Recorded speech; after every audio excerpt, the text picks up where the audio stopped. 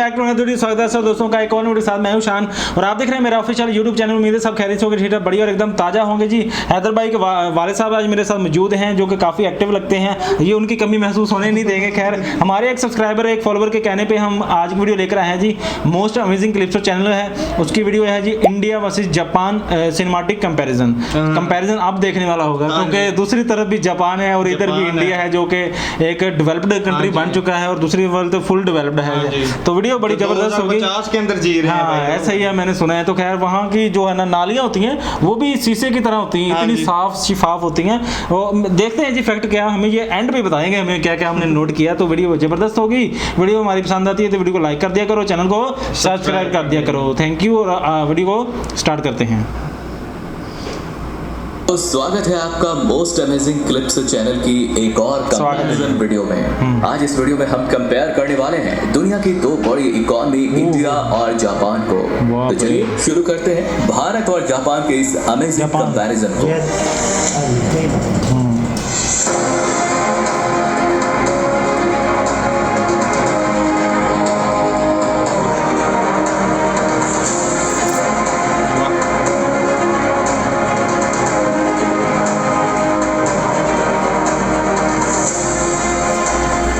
सबसे पहले बात करते हैं दोनों देशों की लोकेशन की।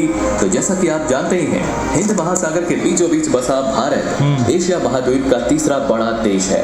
वहीं आपको जानकर हैरानी होगी कि एशिया महाद्वीप में ही स्थित जापान एरिया के मामले में भारत के राजस्थान राज्य से थोड़ा ही बड़ा है, लेकिन अपनी टेक्नोलॉजी और इनोवेशन के चलते जीडीपी के मामले में ये छोटे टापू है जो जापान काफी आगे है, जिसकी जीडीपी $4.2 ट्रिलियन के करीब है। वहीं भारत भी जीडीपी के मामले में $4.1 ट्रिलियन के साथ जापान से कुछ ज्यादा पीछे नहीं है।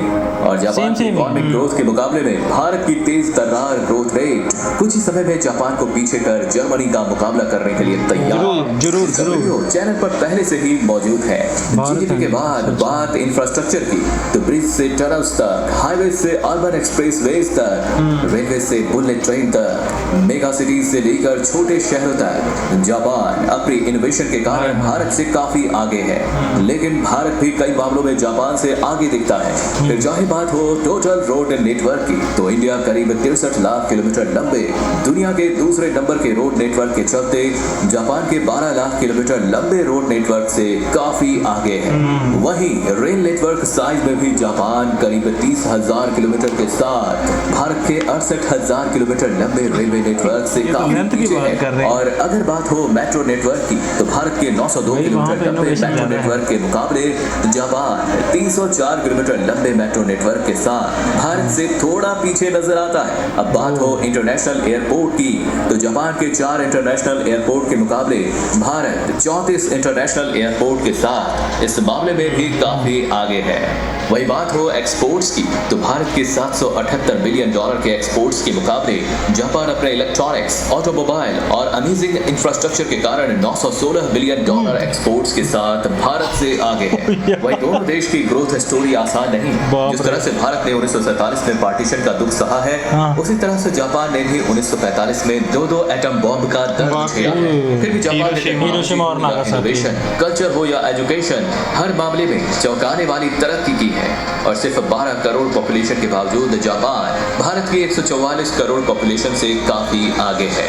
और जापान की डेवलपमेंट के और भी कई रीजंस हैं, जिसमें स्किल्ड वर्किंग पॉपुलेशन, लो करप्शन, लो बैंकिंग इंटरेस्ट रेट शामिल हैं, जो जापान में बिजनेस एनवायरनमेंट को प्रोत्साहित करते हैं, जिस वजह से छोटे से जापान देश में ही 44 बिलियनियर्स हैं।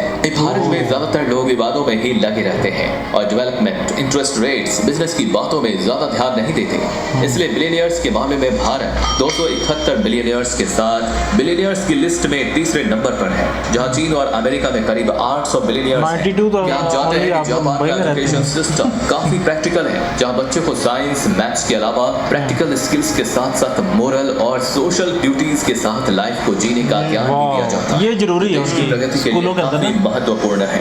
वहीं भारत में बस किताबी पढ़ाई को ही एजुकेशन माना जाता है। इस वजह से भारत में ना ही ज्यादा मात्रा में स्किल्ड वर्कर्स होते हैं और लोग देश के प्रति मोरल और सोशल ड्यूटीज की बजाय सिर्फ अपनी निजी प्रगति को ही सब कुछ समझते हैं, जिसे बदलना बहुत ही जरूरी है। और उम्मीद है कि अगले कुछ सालों में भारत जीडीपी के अलावा रिसर्च रिसर्च और डेवलपमेंट, स्किल्ड और रिस्पॉन्सिबल सिटीजन्स के साथ साथ पर कैपिटा इनकम में भी जापान और जर्मनी से आगे निकल पाएगा तो ही असली डेवलपमेंट होगी। इसी आशा के साथ वीडियो समाप्त करते हैं। और जी हमें मेरा तो मगज घूम गया, मेरा तो समाप्त हो गया ये जहन भी।